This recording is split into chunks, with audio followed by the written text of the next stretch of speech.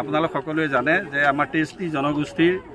সকলো দিশৰ বিকাশৰ অৰ্থে আমি এই ডিমৰু মহোৎসৱ আয়োজন কৰিছোঁ আৰু এই ডিমৰু মহোৎসৱ ভাগীৰ জৰিয়তে টেষ্টি জনগোষ্ঠীয়ে এই অঞ্চলত যিবোৰ সমস্যা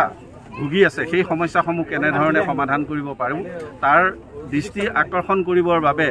অসমৰ জনপ্ৰিয় মুখ্যমন্ত্ৰী ডাঙৰীয়াক আমি ইয়ালৈ আমন্ত্ৰণ জনাইছোঁ মুখ্য অতিথি হিচাপে আৰু তাৰ লগতে হাঁহি ধেমালিৰে কিছু মনোৰঞ্জনৰ ব্যৱস্থা ৰাখিছোঁ আৰু সেই মনোৰঞ্জন ব্যৱস্থাত আমাৰ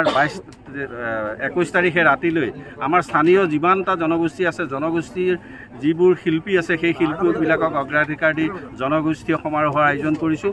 আৰু ডিমৰু আলাপ নামেৰে 22 তাৰিখে এটি গাম্ভীৰ্যপূৰ্ণ অনুষ্ঠানৰ আয়োজন কৰিছোঁ তাত ডিমৰুৰ অৰ্থনীতি ডিমৰু শৈক্ষিক পৰ্যটন এই সকলোবোৰ বিষয়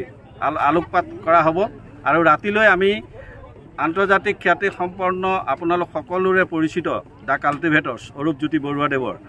সেই দলটিক আমি ইয়ালৈ আমন্ত্ৰণ জনাইছোঁ আমাৰ স্থানীয় শিল্পী মৰমী দেৱী আমাৰ মৰিগাঁৱৰ উদীয়মান শিল্পী যতীন জোনাক আৰু আমাৰ এই অঞ্চলৰে উদীয়মান যুৱক অংশুমান ৰাজা আৰু বিশেষৰ বসুমতাৰী ডাঙৰীয়াক আমি আমন্ত্ৰণ জনাইছোঁ আৰু 23 তাৰিখে মুকলি সভাত সন্মানীয় মুখ্যমন্ত্ৰী ডাঙৰীয়াৰ লগতে কেবিনেট মন্ত্ৰী কেশৱ মহন্ত আৰু পীযুষ হাজৰিকাদেৱ থাকিব আৰু লগতে আমাৰ কাষৰীয়া জিলা কিবা অনুষ্ঠান আছে নেকি জিলাৰ মুখ্য কাৰ্যবাহী উপস্থিত থাকিব আৰু নিশালৈ আমি আমাৰ সকলোৰে পৰিচিত অসমৰ জীয়ৰী আন্তৰ্জাতিক